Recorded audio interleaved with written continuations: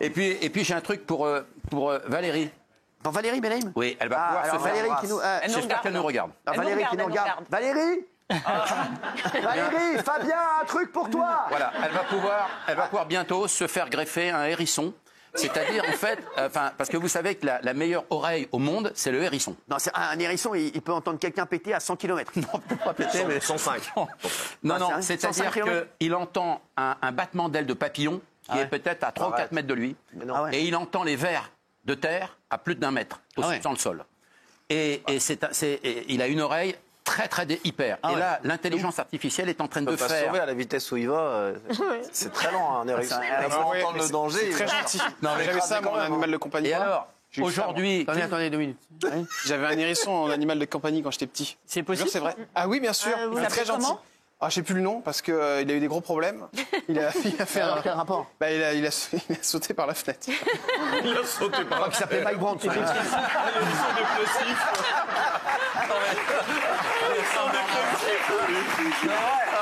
C'est vrai en plus. C'était par la fenêtre. C'est vrai. Il était dépressif. Les hérissons étaient comme ça. Il a pris son vélo, il a sauté. J'en ai rien à foutre, je me fous en l'air. Ouvre-moi la fenêtre. Il est béton, les picots devant. C'est vrai en plus. Ah non, Je vous jure que c'est vrai. J'avais une pie qui s'appelait T'avais une fille? Joséphine. Non, une fille? Mais oui. Elle chantait? Non, mais elle allait choper des trucs chez la voisine parce que vous savez, ça adore les trucs brillants et elle ramenait des gourmettes, des trucs, c'était très drôle. Je vous jure que c'est vrai. T'es sûr que c'est un hérisson? Ah oui, un hérisson, je me souviens, je touchais son coup en bout. Non, je vous jure. Alors, Clint Eastwood, qui a 95 ans le 31 mai... On parlait de quoi, là? Je parlais des oreilles, les appareils, parce que l'intelligence artificielle est en train de reprendre l'oreille parfaite du hérisson pour pouvoir greffer une oreille de hérisson sur un être humain. Vous croyez vraiment que... Non, et c'est elle a besoin de ça, extraordinaire. Benaïm? Ben, ça peut lui servir. Non, mais sans déconner, vous croyez vraiment elle va avoir une oreille d'hérisson ici, comme ça? Un casque de radio et une oreille de... Un casque de radio ici. Allez, on est sur Fun Radio. On a DJ Hérisson qui est avec nous, bien entendu. Allez, Benaïm. DJ Hérisson. Merci. DJ Hérisson, non mais sans déconner. Woody Allen aussi qui perd Louis. Eh bien, Woody Allen va faire aussi sûrement l'opération. C'est Clint Eastwood et Woody Allen qui vont être les deux premiers à se faire greffer une oreille de hérisson. Allen, ouais. Allen. Il n'y a pas de H. On rigole, mais c'est vachement On bien. l'appelle comme ça. Woody. Ce serait magnifique. Là, non, je suis allé au cinéma, t'étais voir quoi? J'étais voir le dernier film de Woody. Faut le dire très près. Faut coller les gens. Merci, qu'est-ce que... Non, rien. Vous ressemblez à Jack Lang. Oh non, ça va pas continuer ça. Arrêtez. Sans déconner, Non, mais c'est dans vrai. sa bouche, c'est un compliment. Hein. C'est ma mère qui m'a dit ça. Oh oui. Ma mère Oui. qui m'a dit ça. Par rapport à la couleur des cheveux. Non, pas vraiment. Vous voulez pas changer de personne et trouver quelqu'un d'autre à portée de braguette là parce que moi à chaque fois. C'est ça son problème, c'est ça son problème. Allez. Alors sinon, je ne sais pas si vous êtes libre du 15 au 22 décembre 25, c'est la seule date qui reste pour Je sais louer. même pas ce que je vais faire dans une semaine. Cela dit, c'est vrai. Mais enfin, s'il y a une option encore pour louer la maison, la Villa Jade, à Los Angeles, de Laetitia Hallyday, parce qu'elle la loue maintenant. Là, elle a fait son anniversaire il y a 3 jours. À Saint-Barth? Non, pas celle qui a cramé. À Saint-Barth, pardon. Saint-Barth, c'est pas le Saint-Barth de Los Angeles. C'est celle de Saint-Barth. Et elle est louée, c'est une grande maison, hein, ça vous plairait. Hein. C'est 16 000 € par jour. Hein? Avec le personnel, bien sûr, compris. Hein. Mais moi, juste 1 heure, t'emmerdes pas. Hein, Sinon, c'est me laver les panards. Sinon, vous avez le forfait à 116 000 pour la période de Noël. Il reste encore la période du 15 au 22 décembre qui est encore libre. Ok, très bien. Voilà, donc ça, c'est 116 000 €, 852 €. Vous êtes agent immobilier maintenant? Ça m'arrive. Jacques et Thomas Dutronc, victimes d'une arnaque. Oui, alors là, c'est un peu compliqué l'histoire. On en saura peut-être plus lundi. Vous voulez revenir lundi, merci. Prochain. Ok, très bien, on passe ça. Si vous voulez, si vous voulez. Ok, maintenant, si vous n'avez pas compris. Si, j'ai très bien compris, mais c'est en discussion. jachère. Voilà. C'est Norbert Saada qui est le producteur. J'adore. Et c'est en Norbert. discussion. Donc je ne vais pas revenir. J'attends d'avoir des vraies informations à partir de lundi. Ok, n'hésitez pas à me mettre des titres et puis vous me dites je reviendrai lundi. Tentative de cambriolage chez un joueur du PSG. Et oui, vous Alors, savez sur ma fiche, il y a un joueur du PSH. C'est le Paris Saint-Germain. Oui, des génies, oui. Non, c'est le PSG, effectivement. Vous savez que les joueurs de foot, malheureusement, sont des cibles idéales parce qu'on sait qu'ils gagnent beaucoup d'argent et puis surtout, on sait quand ils ne sont pas chez eux puisqu'ils sont en train de jouer au foot. Et là, Exactement. C'est comme nous. Voilà, effectivement. Qu'est-ce qui se passe chez moi d'ailleurs? Faudrait que je regarde quand même. Là, c'est William Pachot qui s'est. À mon avis, ils vont pas vous voler beaucoup de vêtements. Voilà, j'ai tout mis. Là, c'est le joueur William Pachot qui était en Équateur. Jamais chaud de rien. Non, je suis pas chaud. Non. Vas-y, on sort de minutes. Non, je suis pas chaud. C'est le mec, il est chaud de rien, tu sais ou pas? William Pachot, il joue bien en plus. Hein. Ouais, il est énorme. Je sais, ouais. Je regarde pas le foot, mais. C'est la mob, la bicane. Ce William Pachot s'est fait cambrioler chez lui pendant qu'il était en Équateur. Des cambrioleurs, en fait il habite Neuilly, des cambrioleurs sont rentrés par la véranda de sa maison, cassé la fenêtre. C'est sa femme de ménage qui a constaté les dégâts.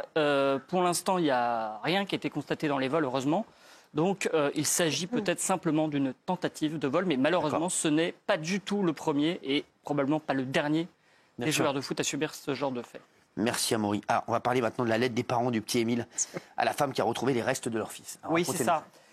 Cette femme, elle s'appelle Sadia. Et vous savez, Sadia, c'est cette randonneuse qui avait retrouvé des ossements d'Émile dans la forêt 1 an après sa disparition. Il y a 1 an. Bien sûr. Donc c'était à peu près à la même époque en 2024. Et donc Marie et Colomban Soleil, les parents d'Émile, lui ont envoyé une lettre par le biais de leur avocat, maître Jérôme Triomphe. Et donc, je vais vous lire un peu le contenu de cette lettre. C'est donc l'avocat qui s'adresse à la randonneuse. C'est à vous qu'ils doivent de pouvoir faire le deuil de leur petit garçon et de l'avoir pu l'inhumer. Parce qu'effectivement, c'est parce qu'on a retrouvé les os d'Émile qu'il y a pu avoir son enterrement. C'était extrêmement important pour les parents. Ils continuent, ils vous en sont infiniment reconnaissants et nous vous en remercierons jamais assez. Ils ont en outre été très touchés des déclarations que vous avez faites dans la presse, faisant état de ce lien que vous avez désormais avec Émile et avec eux. Et cette lettre était accompagnée de 2 petites images de Émile. Sidia, donc la randonneuse, en contrepartie, s'est exprimée dans les médias et a dit qu'elle était très touchée par cette attention. Elle a dit ceci: j'étais contente car je me suis dit enfin les parents, j'attends pas des remerciements, attention. Mais voilà, je suis avec eux maintenant. C'est pas évident quand une personne, il lui arrive un tel événement. Il faut avoir la présence d'esprit de faire ceci, de faire cela, de continuer son quotidien. Et je reçois ça. Et elle dit qu'elle s'y attendait pas du tout. Et donc, elle est très touchée. Merci. Contrôlé à un péage, il avait dissimulé 100 000 € dans un endroit improbable. Ouais, c'est une histoire assez folle qui s'est déroulée samedi soir dernier, vers 21 h, au péage du Capitou, sur l'autoroute entre Aix-en-Provence et Nice. Les douaniers de Fréjus effectuent un contrôle de routine. Ils arrêtent une voiture qui est lambda, immatriculée en France, et ils sont accompagnés d'un chien. Le chien marque beaucoup derrière le siège du conducteur. Donc les douaniers vont fouiller. Derrière, sur le siège, il y a un sac à dos. Dans ce sac à dos, des paires de chaussettes, et le chien marque énormément sur les paires de chaussettes. Et là, les douaniers donc, vont fouiller ces paires de chaussettes-là, et qu'est-ce qu'ils découvrent? Ils découvrent d'énormes liasses de billets. Des billets de 50, des billets de 20, des billets de 10. Un total de 100 000 € dans des chaussettes. Plus de 100 000 €, 100 230 exactement. Et donc cette personne a été arrêtée. Ils estiment que ce conducteur pourrait être lié au trafic de drogue, hein, puisque cacher 100 000 € dans des chaussettes, c'est pas très lambda. Donc il a été placé en garde à vue et il a été jugé en comparution immédiate à Draguignan lundi dernier. Il a écopé 1 an de prison, dont 2 mois ferme pour blanchiment. Et il doit payer une amende équivalente à la somme saisie, donc plus de 100 000 €. Et son véhicule a été confisqué. Je l'ai eu hier. Hein. Apparemment, il aurait le moral dans les chaussettes. Il y a de quoi.